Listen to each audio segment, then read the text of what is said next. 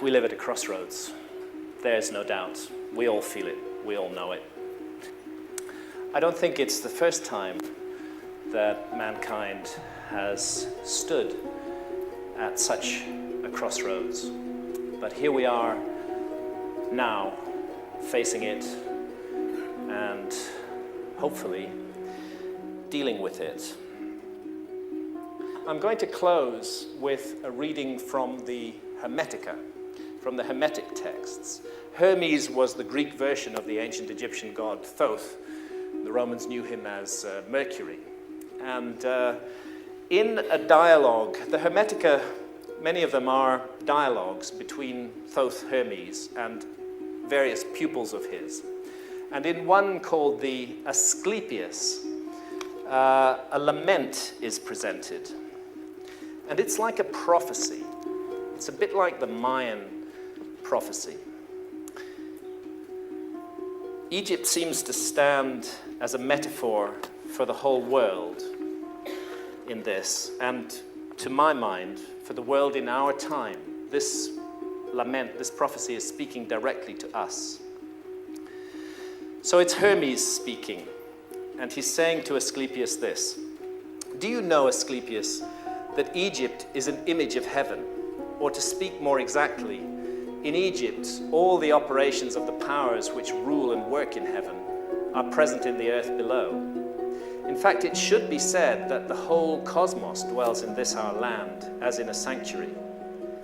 And yet, since it is fitting that wise men should have knowledge of all events before they come to pass, you must not be left in ignorance of what I will now tell you. There will come a time when it will have been in vain that Egyptians have honored the Godhead with heartfelt piety and service, and all our holy worship will be fruitless and ineffectual. The gods will return from earth to heaven. Egypt will be forsaken, and the land which was once the home of religion will be left desolate, bereft of the presence of its deities. O Egypt, Egypt, of thy religion nothing will remain but an empty tale, which thine own children in time to come will not believe. Nothing will be left but graven words, and only the stones will tell of thy piety. And in that day men will be weary of life, and they will cease to think the universe worthy of reverent wonder and worship. They will no longer love this world around us, this incomparable work of God, this glorious structure which he has built, this sum of good made up of many diverse forms, this instrument whereby the will of God operates in that which he has made, ungrudgingly favoring man's welfare, this combination and accumulation of all the manifold things that call forth the veneration, praise, and love of the beholder. Darkness will be preferred to light, and death will be thought more profitable than life. No one will raise his eyes to heaven. The pious will be deemed insane, the impious wise, the madman will be thought a brave man, and the wicked will be esteemed as good. As for the soul, and the belief that it is immortal by nature or may hope to attain to immortality, as I have taught you, all this they will mock, and even persuade themselves that it is false. No word of reverence or piety, no utterance worthy of heaven will be heard or believed. And so the gods will depart from mankind, a grievous thing, and only evil angels will remain, who will mingle with men and drive the poor wretches into all manner of reckless crime, into wars and robberies and frauds and all things hostile to the nature of the soul. Then will the earth tremble, and the sea bear no ships. Heaven will not support the stars in their orbits. All voices of the gods will be forced into silence. The fruits of the earth will rot. The soil will turn barren, and the very air will sicken with sullen stagnation. All things will be disordered and awry. All good will disappear. But when all this has befallen Asclepius, then God, the creator of all things, will look on that which has come to pass and will stop the disorder by the counterforce of his will, which is the good. He will call back to the right path those who have gone astray. He will cleanse the world of evil, washing it away with floods, burning it out with the fiercest fire, and expelling it with war and pestilence. And thus he will bring back his world to its former aspect, so that the cosmos will once more be deemed worthy of worship and wondering reverence. And God, the maker and maintainer of the mighty fabric, will be adored by the men of that day with continuous songs of praise and blessing. Such is the new birth of the cosmos. It is a making again of all things good, a holy and awe-inspiring restoration of all nature, and it is wrought inside the process of time by the eternal will of the Creator.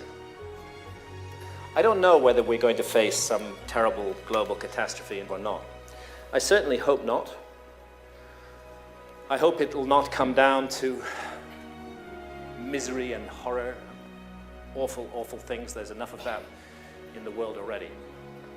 But I do remember what all the ancient texts say. There isn't a single flood myth, there isn't a single story of the destruction of past civilizations that don't implicate humanity in the story somewhere. Our own behavior, what we do, is part of what we're bringing down on the world right now. What we are manifesting in the world, that is what is coming towards us. We are the authors of this thing, and we can change the story if we want to change it. I firmly believe that. Are we looking at the traces of a forgotten episode in human history? I think so. I think that's what's going on here. And because we've forgotten it, because we are a species with amnesia, because we are so much a mystery to ourselves, perhaps it's because of that we're so lost and so troubled today, so haunted by this sense of something missing, something that we need to know about ourselves. For the ancient Egyptians, the essential mystery of human existence concerned our spiritual essence, that we are participating in this theater of experience that we call life and the world in an immense endeavor aimed at the perfection of the soul. I've talked with shamans in the Amazon, and when I've asked them, what do you think is the problem with the world? What's the problem with the West? They say it's very simple. You've severed your connection with spirit. You've cut the link, and you have to restore that link if you're going to move forward from here. You can't move forward from the place you're in if you don't restore the connection to spirit. And that seems to me the most fundamental task that all of us now face. Not these exterior trappings of power that have brought such horror and misery to the world. This is the moment of crossroads that we stand at. None of us can effect changes on a macro level. It's impossible to do so. But we can make changes on a micro level. We can make changes in our own lives. We can make changes in our immediate surroundings. Changes for the better. Changes driven by love. So overwhelming is the notion of global destruction. No, I can't stop that, but I can stop what I'm doing to contribute to it. And if we all do that, then I believe a huge change in consciousness will come, and the world can move on, and we can look forward to a future for our children and our children's children, and once again bring this bright, beautiful, jewel garden of a planet, bring it back to the place it should be in our lives.